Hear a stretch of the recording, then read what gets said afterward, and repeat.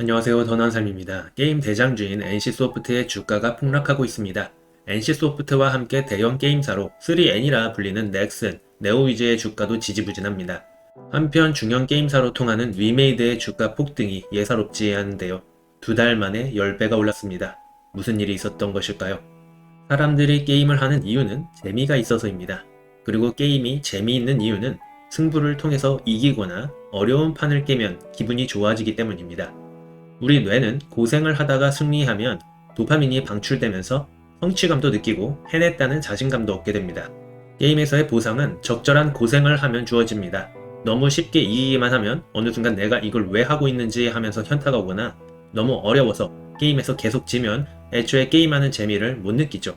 적절한 난이도와 보상을 어떻게 설계하느냐가 게임 흥행에서 굉장히 중요하며 이것이 바로 게임성의 본질입니다. 하지만 인간은 늘 빠르게 도파민을 충족시키고 싶습니다. 1시간 정도 운동을 열심히 하면 도파민이 방출되며 기분이 좋아지지만 힘들게 고생할 것 없이 술을 몇 잔 먹기만 해도 빠르게 도파민이 분출됩니다. 우리 인간들은 늘 쉽고 빠른 길로 가고자 하다 보니 운동 중독보다는 탄수화물 중독, 알코올 중독에 빠진 자들이 많고 세상은 온통 술 빼나온 비만자들로 넘쳐나게 됩니다. 게임도 마찬가지입니다.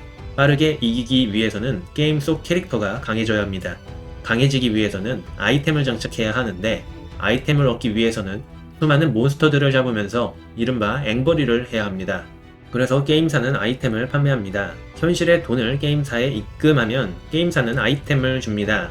아이템을 장착하면 강해지니 이길 가능성이 높아지고 도파민은 더 잘 방출됩니다. 이렇게 게임 유저가 이기기 위해서 돈을 지불하는 방식의 게임을 페이 투 윈 방식이라고 합니다. 게임사는 그렇게 멋진 도파민 중독판을 만들어내고 아이템을 팔아 돈을 법니다. 여기에 게임사는 머리를 굴려 확률형 아이템도 판매합니다. 확률형 아이템은 도파민 자극의 최고봉입니다. 즉각적으로 승부가 가려지고 보상도 즉각적입니다. 게임사들은 게임 안에 게임을 설계하여 이중적인 도파민 방출 장치를 마련해 놓았습니다. 여기서 나오는 행복의 맛을 알게 되면 현실에서 개고생하면서 번 돈을 현질에 계속 쓰게 됩니다. 지혜로운 사람들은 이런 게임을 하지 않습니다. 게임사가 설계해 놓은 세상에 현실에서 번 돈만 축내기 때문이죠. 하지만 우리 중 상당수는 지혜롭지 못하고 결국 게임사의 배를 불려줍니다. 마찬가지로 도박은 나쁜 것이라 늘 욕하지만 강원랜드에는 늘 사람들로 붐비죠.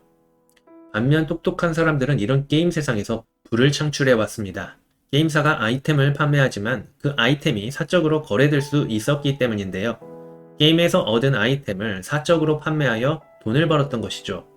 처음에 게임사는 당연히 아이템의 개인 간 거래를 좋게 보지 않았습니다. 아이템이 필요한 사람들이 게임사에 돈을 주는 게 아니라 기존 유저에게 돈 주고 사는 것이었기 때문이었죠. 하지만 게임사들은 공식적으로 아이템 거래 중개 사이트를 인정하지 않으면서도 사실상 이를 방관했습니다. 게이머들 간에 현금을 주고받더라도 아이템 거래가 활발하게 이루어져야 게임이 흥행하기 때문이었는데요. 그렇게 게임 유저들의 속성이 변화하기 시작합니다. 최종 목적이 강해져서 이기는 게 아니라 아이템을 팔아 돈을 버는 것이 된 것이죠. 그리고 어느 순간부터 MMORPG 장르는 꾼들에 의해 수익 창출 플랫폼이 되고 말았죠. 게임 초기에 진입하여 빠르게 경쟁력을 갖춘 후 장사를 하는 것입니다.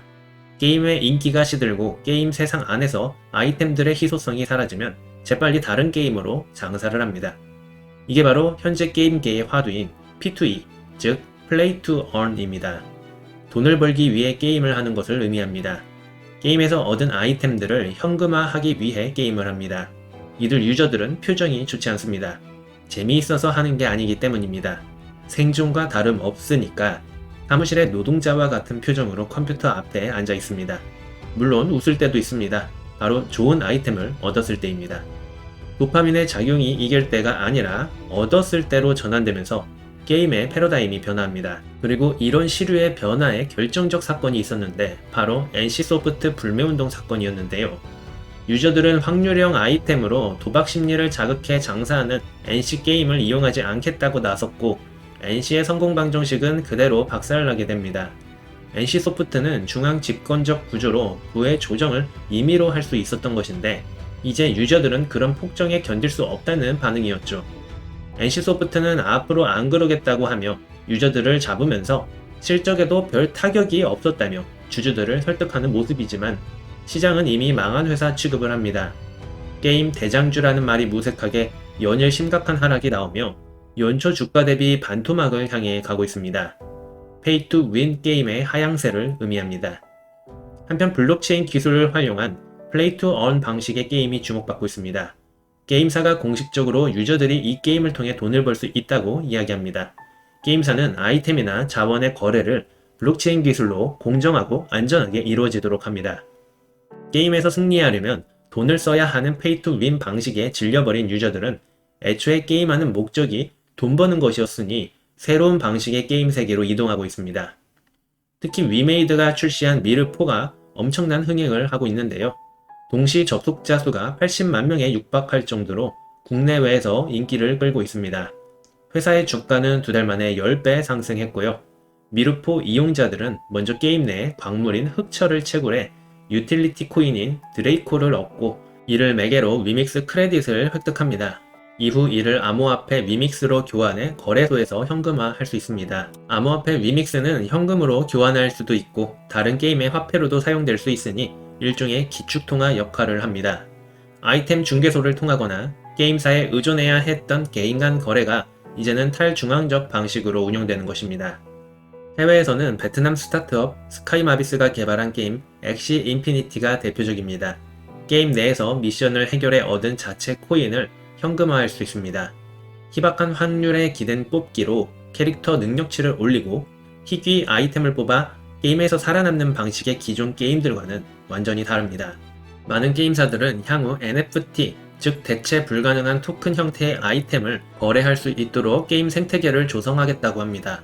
결국 확률형 아이템 논란은 게임사가 아이템 가치에 대한 정권을 쥐고 흔드는 데서 발생하는데, 이 기술은 아이템 소유권을 이용자들에게 돌려주고 아이템 가치나 뽑기 확률도 기술에 귀속시켜 아이템에 대한 신뢰성을 높일 수 있습니다.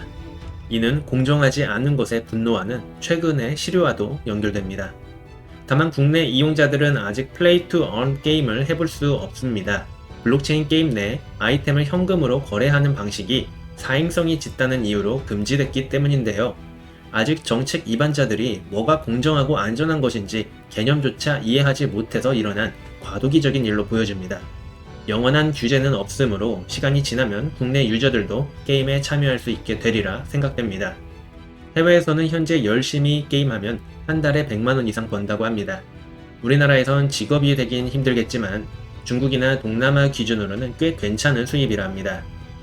해외에서는 자신의 등록금을 게임으로 벌었다는 게임 이용자가 나오는가 하면 심지어 또 다른 이용자는 게임에서 번 돈으로 집 2채를 구입하기도 했다고 합니다. 게임에 대한 패러다임은 예전부터 변해 있었습니다. 다만 블록체인 기술과 NFT의 등장, 거래소에서의 코인 거래 같은 기술의 발전이 새롭게 변한 게임의 패러다임을 주도하고 있습니다. 물론 유저들은 너무나 원하던 방식의 게임이라며 호응해주고 있고요. 결국 게임으로 돈 버는 시대가 왔다는 것이 놀랍습니다. 이상 더 나은 셈이었습니다.